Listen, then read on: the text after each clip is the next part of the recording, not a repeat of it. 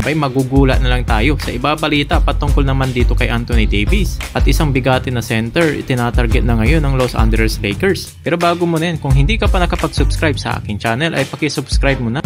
Posible na nga ma-forfeit dito ang Dallas Mavericks. Patungkol na nga dito sa mga susunod ng mga games dahil kinukulang na sila dito ng mga players. At ang Dallas ay in-announce nila itong si Anthony Davis na i-assign na nila dito sa G League. Nakatulad na nga dito ni Bronny na parehas sila na sa G League. Nakakatawa naman ditong isipin na ganun ang ginawa kay Anthony Davis. Bakit naman kaya dito mga pre? Part daw kasi yun ang paghahanda sa posibleng pagbabalik dito ni Anthony Davis. Dahil merong isa ulit mawawala sa kanilang lineup na itong si Kessler Edwards. Isa rin sa mga reason kung bakit itong si Anthony Davis ay inilagay na nga dito sa G League. Dahil hindi naman na ito bago yun. At nangyayari naman talaga yun sa mga player na nagkaroon dito ng mga injury. Isa rin sa mga nagiging part ng recovery nila bago nga bumalik sa kanilang main roster. Pero syempre, mas lalong malalim ang dahilan nun para sa Dallas. Kasama rin kasi dito ni AD itong si Hardy na nawala din ng matagal dahil sa injury nga dito sa paa. At ang isa pang problema dito sa Dallas ay hindi pa sila dito masyadong nakakapag-practice. Reasonable naman kasi yun dahil ayaw na nga nila dito madagdagan ang mga player nila na merong ditong injury. At yun na nga dito ang kanilang iiwasan. Kumbaga blackout mentality na lang ang mangyayari.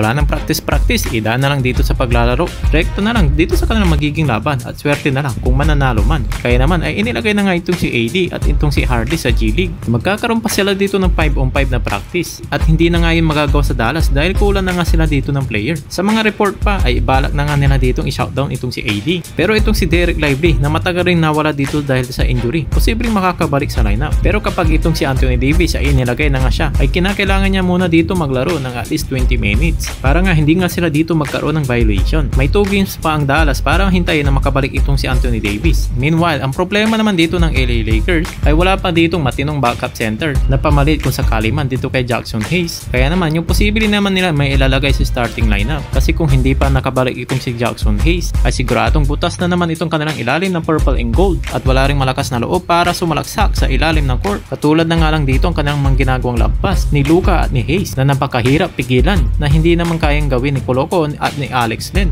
At asahan na nga natin na posible na nga ma-wave ng Los Angeles Lakers ng itong si Alex Len bago na nga matapos dito ang regular season. At ang posible naman ditong pamalit ng purple and gold ay itong si Aquaman na si Steven Adams na isang maaasahan na rim protector at rebounder. Bumababa man ang kanyang ditong laro pagdating na nga sa Houston Rockets. Pero madali lang buhayin dito ni Luka ang paglalaro na nga dito ni Steven Adams na isa naman sa pinakamagaling na magbigay ng screen sa buong NBA, which is perfect naman sa pick and rolls na tatlong Lakers player, itong si Luka, Reeves at LeBron. Ito talaga ang pinaka-realistic na pwedeng kunin dito ng Lakers sa darating na susunod na season at isa na nga rin ito sa mga minamata na nga nila. Sa ngayon na hindi pa rin natatapos ang kanilang paghahanap na kanila na nga dito magiging big man ng Los Angeles Lakers.